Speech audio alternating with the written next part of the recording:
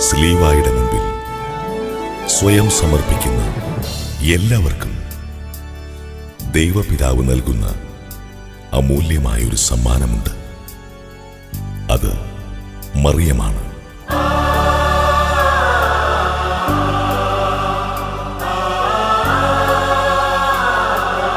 പരിശുദ്ധാത്മാവിന്റെ മണവാട്ടിയായ മറിയം.